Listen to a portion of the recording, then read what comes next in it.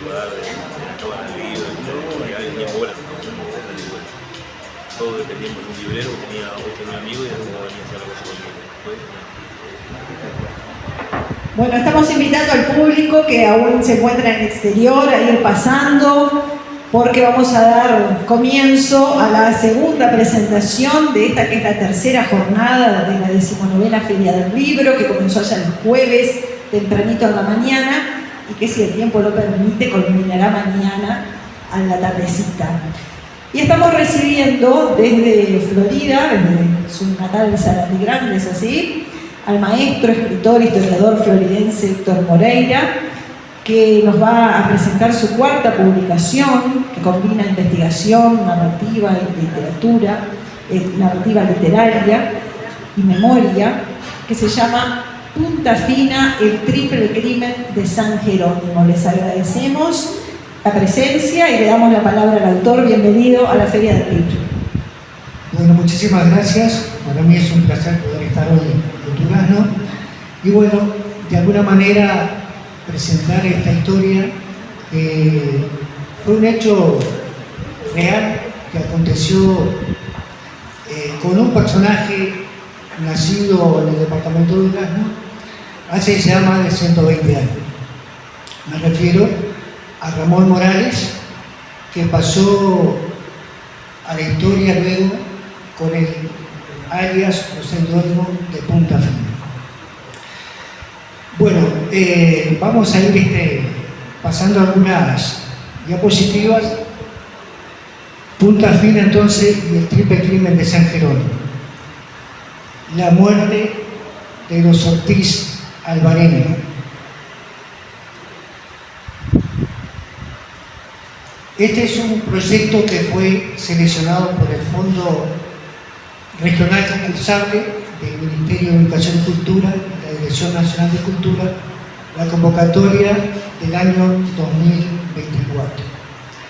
Ahí estamos en el momento de la ceremonia de premiación, el 20 de enero,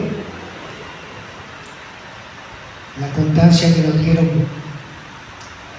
en ese día. Bueno, vamos ahora al propósito de la investigación. ¿Qué busco yo con este libro? En primer lugar, dar a conocer el escenario geográfico donde la familia Ortiz Alvarenga vivieron desde los años 1840. O sea, desde mucho tiempo, desde la primera mitad del siglo XIX, ya eran parte de esa zona. Y difundir los hechos que Ramón Morales, alias Punta Fina, protagonizó en el año 1899, justamente en el paraje de San Jerónimo. Y por último, consolidar la identidad local. Sobre San Jerónimo, un paraje distante unos 30 kilómetros al norte de la ciudad de Florida, no hay ningún libro escrito sobre ese lugar. Yo trabajé en San Jerónimo como maestro rural en la escuela 32, que yo la nombro también en los archivos, y tengo un apego muy grande por ese paraje, porque ahí nacieron mis hijas. Incluso atendí el parto de una de ellas, que nació 8 vecinas en la misma escuela. Contexto en el que ocurrió el crimen. ¿Qué pasaba? Bueno, eran tiempos difíciles para el país. Ramón Morales, Punta Fina, siendo aún un jovencito, menor de edad, había participado en las revoluciones de 1897, sirviendo a las fuerzas de Aparicio Saravia. En el mismo documento, cuando él, todo el proceso judicial que se sigue en las declaraciones, él menciona los combates donde había participado. Por ejemplo, el nombre que estuvo en Arbolito. Después, un episodio que no está muy nombrado, que fue lo que ocurrió en la Picada Varela, que ahí Picada Varela no, Picada Larga, en San Jerónimo, casi en el límite con San Jerónimo. El 14 de abril de 1897 hubo un tiroteo ahí, un enfrentamiento entre los revolucionarios y la fuerza de gobierno, donde hay anécdotas que fueron pasando de generación en generación que verifican que realmente eso pasó. Y hace muy poco, en la estancia del Seibo, que está ahí la Picada del Águila, se pasaron los detectores y se encontró una enorme cantidad de balas de esa época. También Arturo Ardao, el maestro Julio Castro, en una de sus obras, menciona el episodio de San Jerónimo. Después estuvo en el combate de Cerro Colorado, fue herido en Revoledo y finalmente estuvo en Aceguá. Después ya vino lo que fue la paz, con el Pacto de la Cruz, del desarme del 25 de septiembre.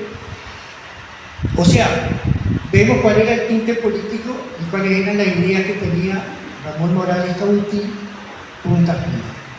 Mientras que los Ortiz, Alvarenga y Lalinde formaban parte del directorio del Partido Colorado de Florida. Por lo tanto, vemos que eran personas muy influyentes, junto al doctor Ursino Barreiro, que fue el primer intendente electo de Florida, junto a Costa Aguilara, León de Pacheca, hijo, uno de militar, y varios más que eran realmente tenían su hegemonía política, pero del lado colorado. Entonces la rivalidad política existente entre Punta Fina y los Ortiz Alvarenga y el amorío frustrado del criminal con la hermana de Antonio Ortiz, a quien él pretendía, fueron los que desencadenaron la tragedia. El crimen de Punta Fina ocurrió la noche del 9 de junio de 1899.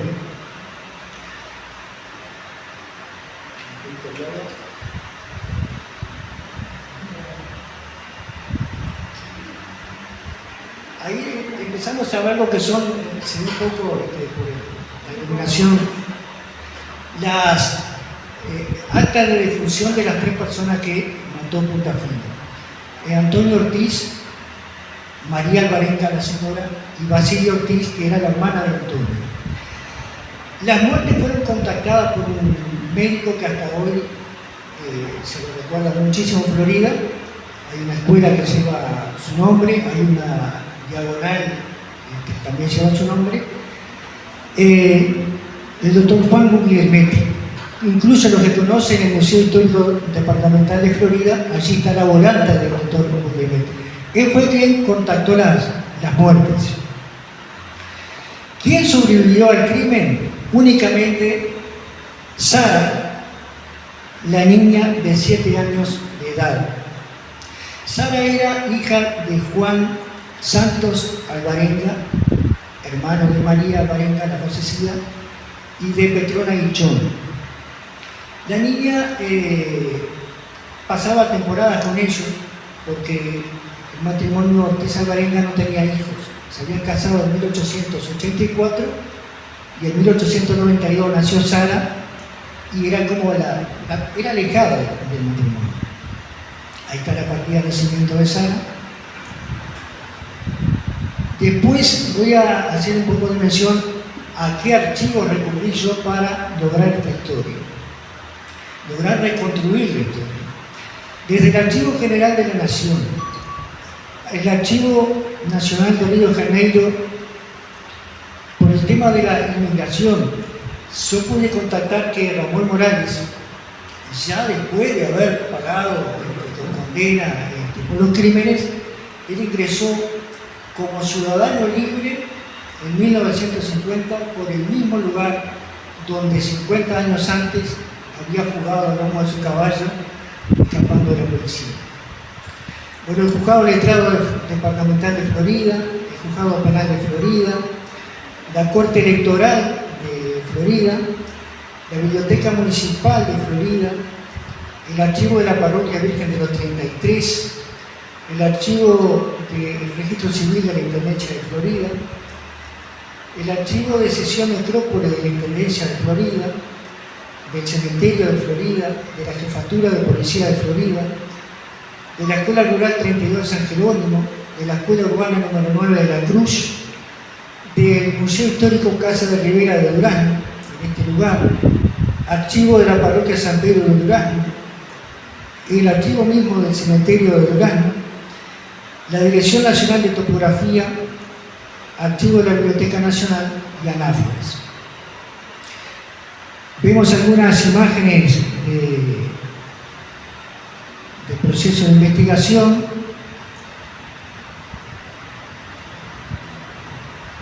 Y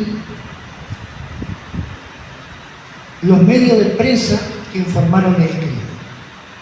Fueron muchísimos, porque esta historia trascendió lo que era la Florida y se conoció a nivel de todo el Uruguay.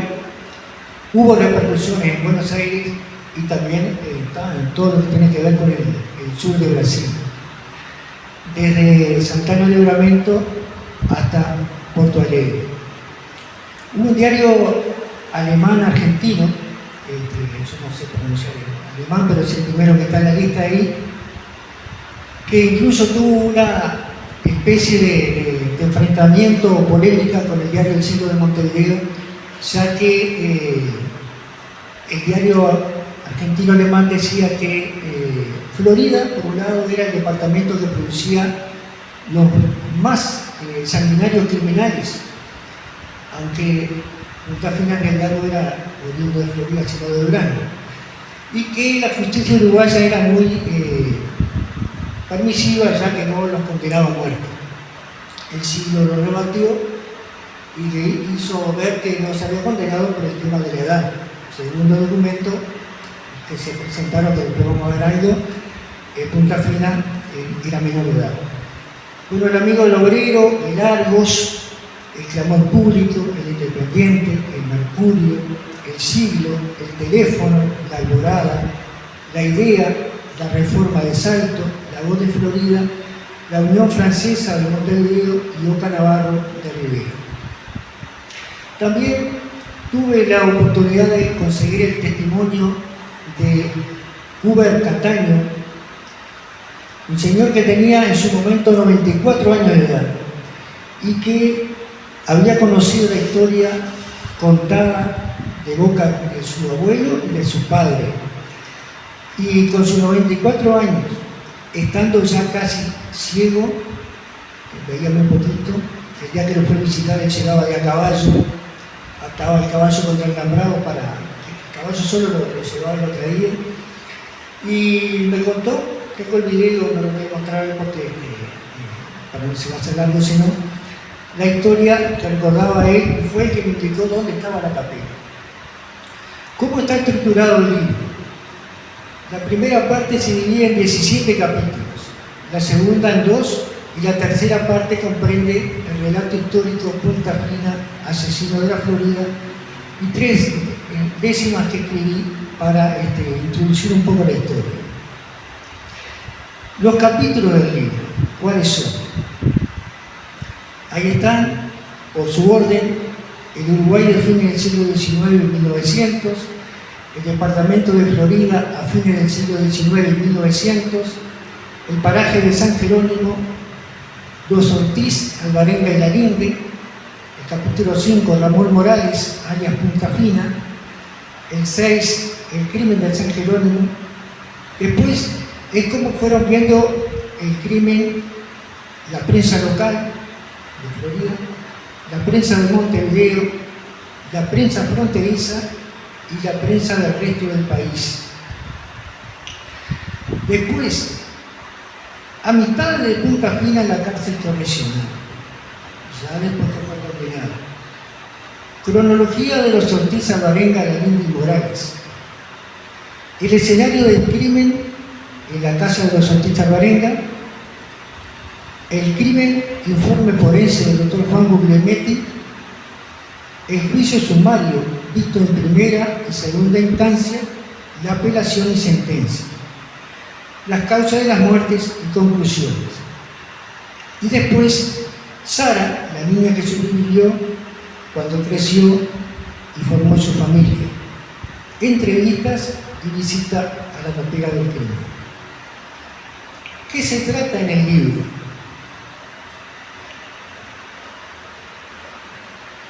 Un poquito más detallado. La presencia de los Ortiz, Alvarenga, Galinde, Guichón, Vidal y González y otros que poblaron el paraje de San Jerónimo desde la primera mitad del siglo XIX. La llegada de Ramón Morales al paraje y la postura adoptada para con él por sus benefactores, que lo trataron como si fuera su propio hijo.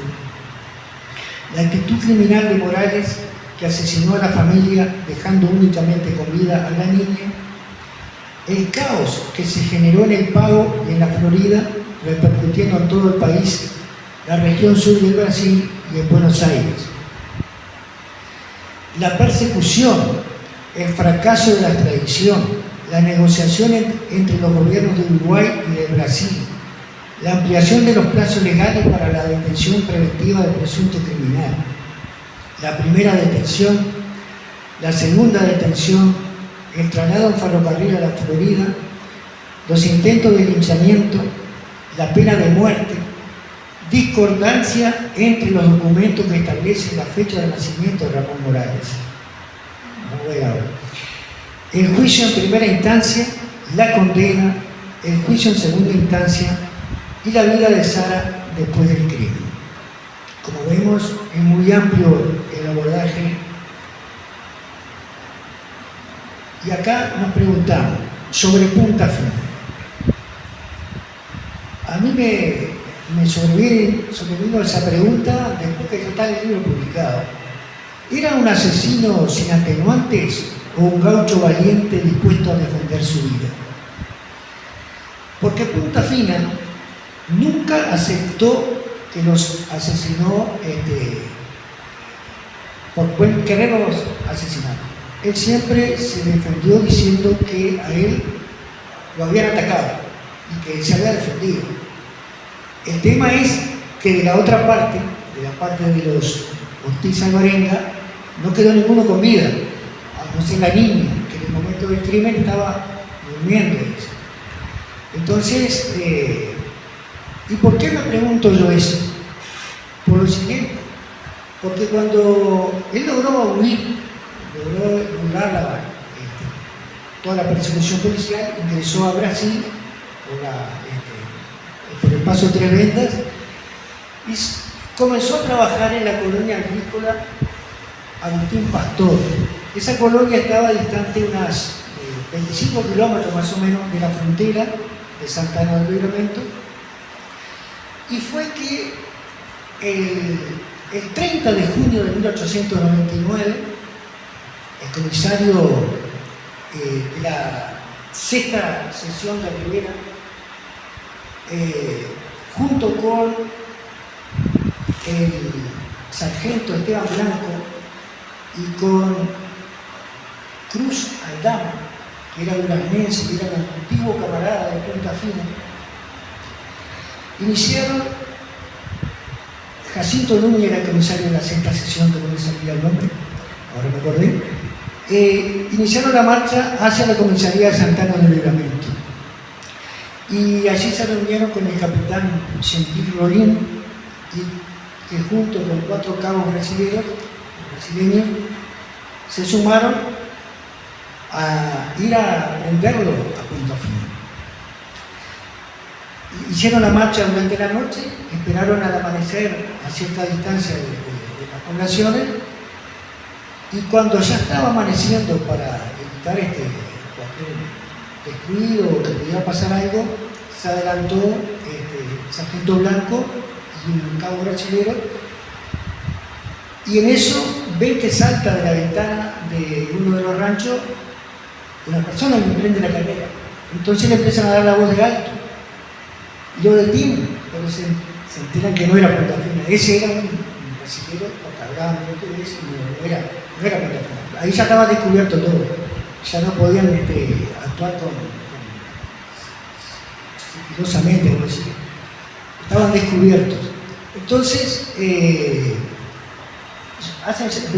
llaman a su presencia al capataz de la colonia, que en primera instancia él niega la presencia de Punta Fina.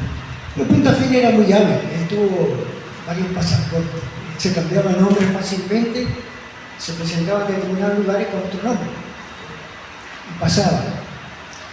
Entonces, cuando ve la cosa brava, que realmente era un asesino que se estaba en complicaciones, acepta entregarlo. Fue en ese momento que Punta Fina estaba encañonado, habían 8 apuntándoles, todo escondido. Él sale al patio portando una pistola en la mano y un revólver en la otra, desafiándolos a todos a muerte allí, diciendo: acá está el gaucho que no se entrega si no es muerto. O sea que iba a morir, sabía que lo iban a matar, pero por él se iba a llevar a algún otro de los que lo perseguían. Y la situación, después de un tiempo, pudo calmarse porque intervino Cruz Aldama, que por algo lo habían llevado. Cruz Aldama, conocido de Punta Fina, fue el que entró a parlamentar con él, calmándolo, diciéndole que le iban a perdonar la vida, de que no estaba probado que él era el culpable del crimen. Y ahí fue que Punta Fina finalmente desistió de enfrentarlos y arroja las armas al piso y expresa esas frases que dice: es una vergüenza que un oriental se entregue así, de esta manera, teniendo tan lindas armas en las manos.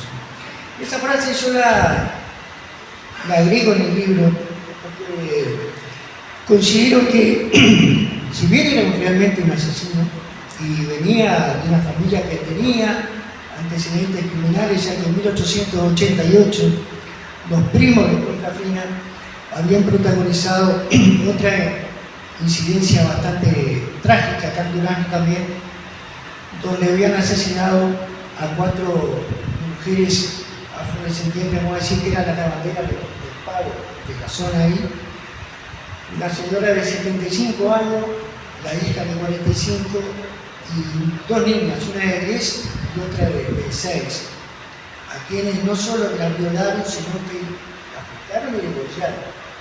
Lo descubrieron porque uno de los murales había perdido la vaina del cuchillo, estaba identificado. Pero ¿qué pasó? Se autoculpó un pinche de ellos que era Pardo González, y los Morales salieron en libertad. Por eso Punta Fina, Ramón Morales, siempre confió en que él no iba a ir preso.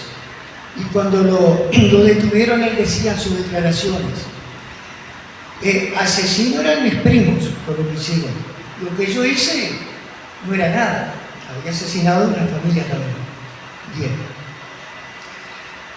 La tapera del crimen, voy a mostrar algunas imágenes ahí para... En ese lugar lo que ocurrió es lo que queda hoy en día la tapera de los Ortiz Alvarenga. Quedan pocas paredes, hay un ombú grande donde está tirado algunas paredes y está el pozo. Y en el pueblo de La Cruz, la casa de donde vivió Sara, la niña que sobrevivió cuando se casó y formó su familia. Las señoras que ven acá, en la foto anterior, todas esas son bisnietas y nietas de Sara.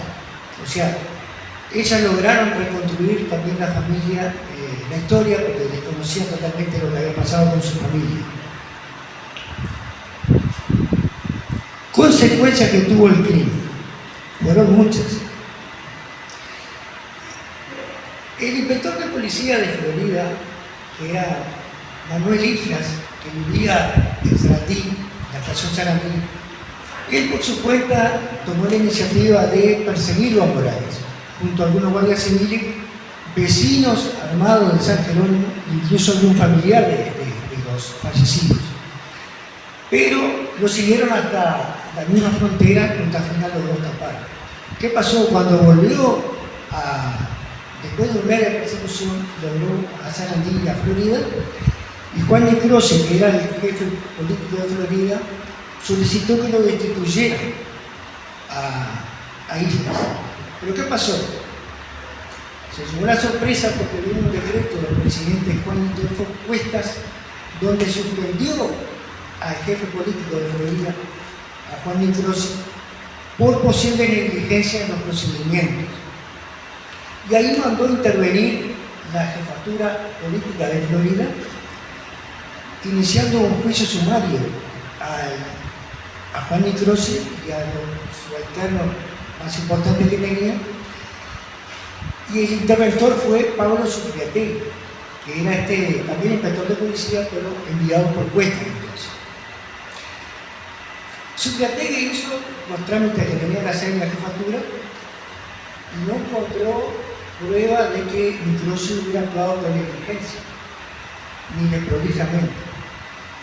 Él concluyó de que lo que había pasado era que Punta Final había sido tan hábil que había logrado burlar toda la persecución y escaparse de eso. Por lo tanto, Cuesta que hizo, mediante otro decreto, volvió a Necroce a su cargo, cosa que Necroce hizo efectivo. El descontento que había en Florida era total. No podían entender, no lo podían atrapar. Fue así que esto culminó cuando Cuestas nombra un nuevo jefe político para Florida, que fue Manuel Dionisio Cuñado. Este hombre, al contrario de Necroce, que era resistido hasta por el propio Colorado de su partido, no era muy querido, él no había tenido un buen relacionamiento con la gente de Florida. Cuñado sí. ¿Y qué hizo Cuñado? Traslada la comisaría de la segunda sección rural, ¿a dónde la lleva? A la casa de los Ortiz Alvarado. La instala en San Jerónimo. Eso que trajo como agradecimiento de los vecinos, porque veían que era algo sano que estaba haciendo para calmar los ánimos, para ver que estaban apoyándolos, los vecinos lo agasajan con un asado completo. Eso está en los documentos y bueno, es parte de... Eso fue a nivel de Florida. ¿Qué pasó a nivel del país? Las negociaciones iniciadas en Río de Janeiro por Blas Vidal fracasaron. La negociación era para tratar de conseguir la extradición de Morales. ¿Qué pasó? En realidad fracasó porque los plazos se fueron extendiendo más de la cuenta y llegados los 30 días, según la Constitución brasileña de 1891, ya tenía un carácter constitucional el habeas corpus y cualquier persona lo podía solicitar si sentía que estaba de alguna manera afectado su derecho. Punta Final lo solicitó, se le otorga el habeas corpus, que lo libre en Brasil. ¿Y qué pasaba? Al quedar libre ya no podía ser detenido en Brasil por la misma causa. Cuando se enteran de eso en Florida y en el resto del país, era toda una tragedia. Después se iniciaron negociaciones que están en los archivos de la Cámara Permanente de nuestro Parlamento, negociaciones para ampliar el plazo legal para la extradición de los criminales, de presuntos criminales, pasado de 30 días a 60 días. Las negociaciones empezaron en el mes de septiembre. En octubre la Comisión Permanente ya había dado el visto bueno, pero recién en noviembre de 1900, se aprobó ese plazo, la ampliación. Las negociaciones estuvieron involucrados ahí el presidente Cuestas, el presidente de Brasil, Manuel Ferraz de Campos Sales, los ministros Herrero y Espinosa por Uruguay, y Alberto Fiallo, que era el ministro plenipotenciario enviado por el gobierno de Brasil.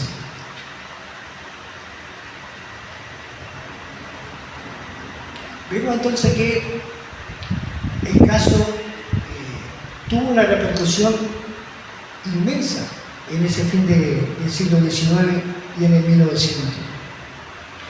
No fue un hecho que quedó ahí en Florida, sino que una cosa que yo no dije de Punta Fina, para que ustedes tengan una idea.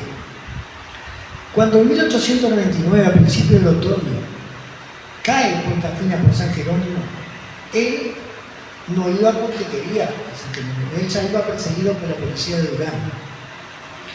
Él había robado un caballo, en el libro está incluso el nombre de la persona que era el propietario de ese caballo, un pampa manchado, y era el caballo que él adoraba, lo quería con toda su alma. ¿Y qué pasa? Durante la persecución, y sabiéndose que por causa del caballo lo iban a identificar, él no tuvo ningún reparo en un día bajarse del caballo, se había conseguido otro, degollarlo y cuerearle las manchas del cuero para que no lo identificaran, para que no le pudieran seguir el rastro. Eso está en los documentos.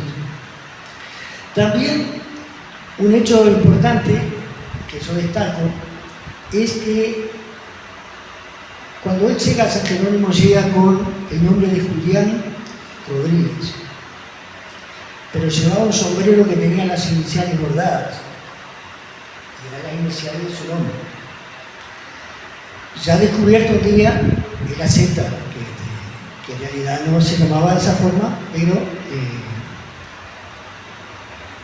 igual la familia siguió considerándolo como Julián Rodríguez, el único que sabía era Ortiz. En la huida, cuando va cerca del Polanco del Chile, el paso del Polanco del Chile, él había, como toda su ropa y el sombrero, estaba manchado de sangre. Entonces él lo esconde, lo tira, lo quema, y el botero de Polanco le regala su sombrero, sin saber cuando había hecho Punta Fina, y con ese sombrero huye hasta el Brasil. Un hecho que a mí me sorprendió mucho y que hasta el día de hoy creo que puede haber sido un error, pero si ustedes se fijan ahora, en el Uruguay solo se condenaba a muerte, se podía aplicar la pena de muerte a los mayores de edad. Vean esto, sobre la duda que era planteada sobre la fecha de nacimiento de Ramón Morales. Es la fe de bautismo que está en la parroquia de San Pedro de Durazno, en el archivo parroquial. Yo lo puse ahí. Dice lo siguiente: Ramón Morales, el 26 de octubre de 1881, yo, el infrascripto, cura administrador de esta parroquia de San Pedro de Durazno, bauticé solemnemente a Ramón, que nació el 6 de diciembre de 1877, hijo legítimo de Fermín Morales, oriental, y de Antonia Cabutí, brasilera, padrinos Saturnino Artigas y María Rodríguez, a quienes instruí, por verdad lo firmo, Manuel Pambel, cura administrador. Fecha de nacimiento 6 de diciembre de 1877. Pero vea lo siguiente, este es el documento, la ficha consular. La ficha consular está fechada ahí en Rivera en 1950 y tiene la misma fecha de nacimiento que el documento que se presentó durante el juicio en Florida. Dice que Ramón Morales Cabutí nació el 6 de diciembre de 1878, un año después de lo que puso el cura Pambels. Por lo tanto, con esta edad, con esta fecha, Punta Fina pasó a ser menor de edad y no se pudo condenar a muerte. Con la fecha del cura Juan Bel le hubiera correspondido la pena de muerte y hubiese sido la primera y única persona ejecutada en el departamento de Florida. Bien, eso es una duda. Como ustedes ven, el cura lo imprimieron 4 años después de nacer. Capaz que el padre de Roland, el hijo, nació en el 78. O sea, eso no se puede probar, pero está. Este es el identikit que la policía difundió en todas las comisarías del país durante la persecución y búsqueda de Punta Fina. La condena de Punta Fina. El juicio en primera instancia. Vean lo que sucedió. Como Morales era menor de edad, según resultó de la partida agregada en testimonio a Foja 130 y por lo tanto no podía ser condenado a muerte con arreglo al artículo 84 del Código Penal, se le acusó a Morales por los delitos de homicidios, llevado a cabo por el solo impulso de brutal ferocidad y de acuerdo con lo dispuesto por los artículos 36, 78, 84 y 320 del Código Penal, condenándoselo a la pena de 30 años de penitenciaría y al pago de las prestaciones legales. De esa forma salvó la vida. Pasó a cumplir 30 años de prisión. En el sumario instruido a Ramón Morales por el doctor Victoriano M. Martínez, fiscal del crimen de primer turno, dejó claro que el acusado obró presa de la rabia y sin poder contener su sed de venganza. Determinó que el criminal, al dejarse llevar por el solo impulso de su brutal ferocidad, no tenía ningún atenuante, siendo esta circunstancia suficiente para imponer al reo la pena de muerte, de la que sin embargo se libraba por el hecho de ser menor de edad. Ahí fue que recomendó los 30 años de prisión. Eso fue en noviembre 11 de 1899. El juicio visto en segunda instancia fue en abril de 1900. Ahí se realizó la apelación y el Tribunal de Apelación en el segundo turno, en la causa seguida a Punta Fina, fue presidido por el doctor Salvañar. Vista en juicio público en segunda instancia la causa seguida del juicio contra Ramón Morales por la muerte de Antonio Ortiz, María Alvarenga de Ortiz y Basilio Ortiz, venida por apelación interpuesta por el señor defensor contra la instancia del folio 26, pronunciada por el señor juez letrado del crimen del primer turno, se condenó al procesado a la pena de 30 años de penitenciaría con 6 meses de reclusión celular individual y continua. Atento a la presente declaración del jurado y considerando lo dispuesto en los artículos 320 y 84 del Código Penal, se confirmó con costas la sentencia apelada. ¿Qué dijo Punta Fina entonces? Solo se limitó a expresar: ya no le daré más trabajo. Eso está estampado, que fue lo que... Como dije hoy, no sé si Morales catalogarlo entre un criminal o alguien que defendió su vida por el hecho ese de que él nunca aceptó culpas. ¿Qué pasaba? La rivalidad existente entre Ortiz y Punta Fina se fue de algún modo poniendo cada vez más rígida, porque Ortiz era un hábil guitarrero. Ortiz sabía improvisar, sabía cantar. Y según las propias declaraciones de Morales, todas las noches, después de cenar, incluso después de almorzar, agarraba la guitarra y se ponía a improvisar. ¿Y qué hacía? Le daba a lo contrario, le daba a los nacionalistas, a los blancos, y le decía que eran unos maulas, que la guerrilla parada, y cosas así. Punta Fina seguro fue juntando rabia. También sucedió que, como dije yo al principio, él pretendía a la hermana de Antonio Basilia, era una muchacha de 25 años, poquita diferencia con él. Los Ortiz Núñez, que eran por parte de madre, tenían sus propiedades entre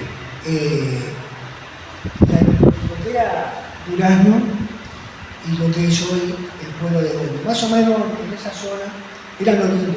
Pero se habían fallecido los dos padres, por lo tanto Basilia se había ido a vivir con el hermano. Y acá está lo que digo yo. La otra pregunta que me queda.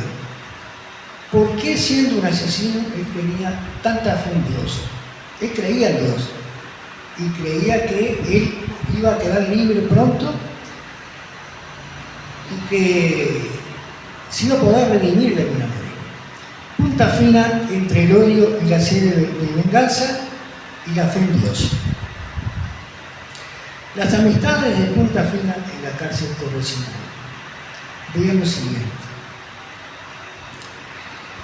Hacía poco más de un año que estaba preso, detenido, y él ahí empezó a formar fuertes lazos de amistad con Juan Ramón Ramos y Juan Santos, que eran unos criminales que habían cometido un brutal asesinato, crimen de Labra, el 18 de junio de 1897 por Maldonado. Y estaban detenidos y habían sido condenados a la pena de muerte. Él compartía en el patio de la cárcel conversaciones con ellos y se había hecho de amistad. ¿Qué pasó? La noche previa a la ejecución de Ramos y Santos, cuando iban a estar en capilla, porque tenían con el cura ahí hasta el otro día, ¿qué pidieron ellos como último deseo?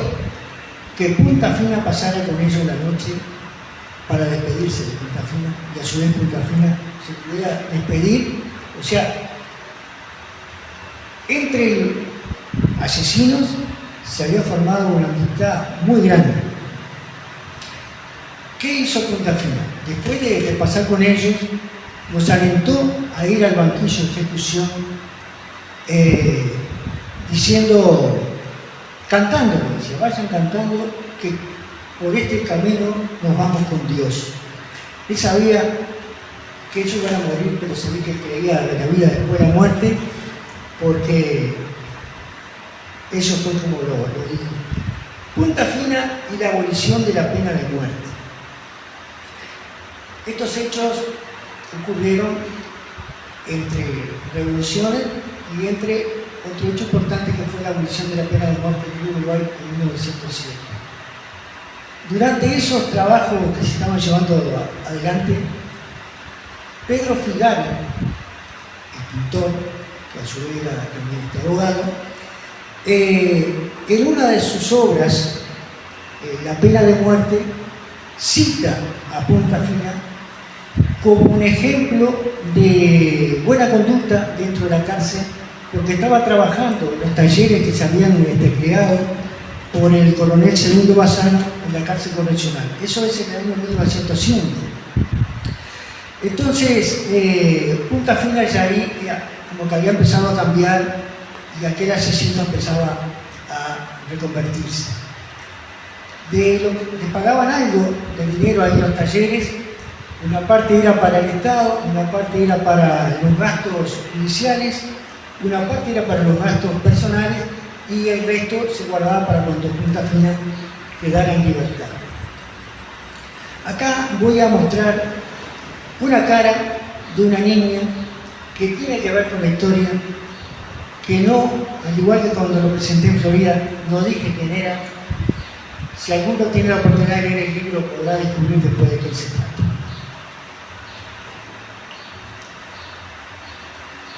Tuvo mucho que ver en la vida de Punta Fina. Y una fotografía de Ramón Morales, ya un ciudadano uruguayo, un hombre libre, que luego de cumplir la pena logró redimirse totalmente, formar su familia, tener sus hijos y vivir como un productor rural en el norte del país. Ahí les presento a Ramón Morales, ya un hombre mayor. Bueno, de mi parte, muchas gracias, no quiero aburrirlos.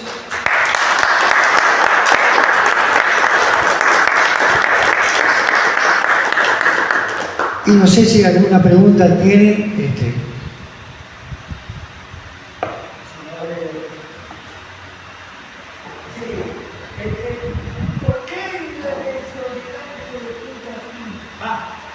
Muy importante. El sobrenombre de Punta Fina era, él mismo lo dice en sus declaraciones durante el juicio que le entablaron, cuando le preguntan ¿por qué Punta Fina? Él no dice por qué, pero dice sí que mucho le enojaba. Él no quería que lo llamaran Punta Fina. ¿Y dónde le pusieron Punta Fina? En un campamento de la Revolución de 1897, donde él estaba participando, y por lo que da a entender, fue justamente en el paraje de Cinturón. Por lo tanto, alguna rigidez tenía cosas. Héctor, en primer término felicitarte, ya lo hice personalmente en otro momento y ahora lo hago públicamente.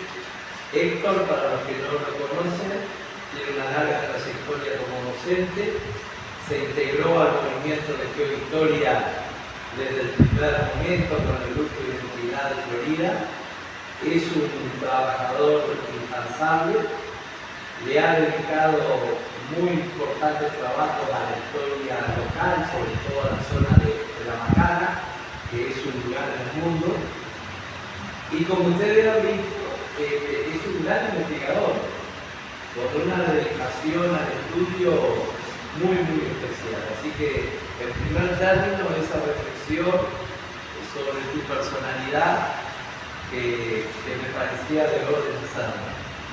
El segundo punto, y ya tratando de mirar más como historiador y con una mirada global, es un fenómeno bastante interesante que en esos años de finales del siglo XIX y principios del siglo XX fueron varios los hechos de sangre en distintos lugares del país con características muy trágicas. Algunos más hubo acá en Milano, antes, después, tú mencionaste algunos, pero los hubo prácticamente en todo el departamento. Y ahí yo creo que hay que analizar los efectos no deseados de las guerras civiles. Nosotros tenemos una tendencia a idealizar las guerras, desde la de Artigas hasta la de Aparicio Saravia, con una idea de que todos iban a luchar por la libertad y por el heroísmo, y eso es cierto en una parte de lo que iba a pelear. Pero también es cierto que la guerra tiene una propia dinámica donde se vuelve en algún momento siempre salvaje. Y además están los otros que no van movidos por el heroísmo, sino que van movidos por intereses personales. Eso pasó con Artigas y pasó hasta la de Aparicio Saravia, con los que iban con divisa blanca y con los que iban con divisa colorada. O sea que me parece muy interesante este tipo de estudio de microhistoria, porque también comienza a poner luz de una manera más descarnada frente a lo que era el costo social de una guerra civil, que después se la ha vestido de una manera bastante romántica. O sea que para la historia grande, vamos a decir, estas microhistorias creo que también son muy relevantes, como revelan también una mentalidad. En esas expresiones del gaucho, que no entrego. Bueno, ¿cuánto falta para Martín Aquino? Unos poquitos años. Nosotros decir que a Héctor lo conozco hace poquito, ya tiene un corazón que no le entra de pecho, es una muy buena persona. Que hemos acompañado muy bien, te agradezco Es un gran trabajo investigativo, que siempre lleva mucho trabajo, mucho tiempo, muchos años. Está muy claro todo lo que explicaste. Yo me preguntaba, quizás lo que no digo, ¿qué te lleva a escribir esta historia? ¿Algo que te impacta? No sé, porque como dijeron, hay muchas historias en ese film. Pero vos la escuchaste de alguien quizás, o ¿qué te lleva a escribir sobre esta historia tan detallada? No, en realidad yo siempre traté de escribir, no sé, sobre la Guardia del Pintado, que ya era un hecho que había en publicaciones, temas que sean un poco novedosos en el sentido de que quizá otro no escribió antes, nada sobre ese tema. Yo estaba trabajando, fue durante la pandemia del COVID-19, en el libro La Guardia del Pintado, y encuentro, como pasa siempre dentro de las investigaciones, algo que me llamó la atención. Decía en un periódico, no recuerdo cuál era ahora, hablaba de Punta Fina y el crimen de San Jerónimo en Durazno, el departamento de Durazno. Y yo dije, qué cosa más rara, había otro San Jerónimo en Durazno. Y ahí fue que cuando descubro que era San Jerónimo de Florida, el San Jerónimo donde yo había trabajado, digo, acá tengo que ver, pero jamás pensé que iba a lograr tanta documentación. El libro en realidad, yo mismo considero que quedó un tanto difícil de leer porque tiene mucho contenido, la letra quedó bastante chica. Incluso le tuve que quitar 2 capítulos. Incluso ahora tuve la gran satisfacción de que llegar a que familiares descendientes directos de esas familias y que desconocían la historia hayan formado un grupo no solo de WhatsApp, sino que se reúnen. Han ido a todas las presentaciones que hice en Florida y la vuelta allá. No vinieron hoy porque mañana tienen una feria que hacen en las Mendoza, son las organizadoras, pero viendo Montevideo, impresionante. Y tengo, de alguna manera, lo voy a nombrar, porque este muchacho que ustedes ven ahí, viene por parte de Morales, cosa que saqué la lotería porque yo decía, ¿qué va a pasar un día que yo conozca a un familiar de Morales? ¿Me van a querer pegar? No, muchas gracias por haber venido. No, por favor. Así que fue eso, y eso me llevó a escribir. Bueno, muchas gracias por haberme acompañado. Le agradezco mucho.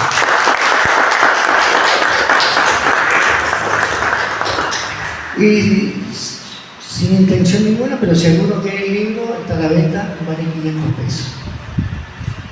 Muchas gracias.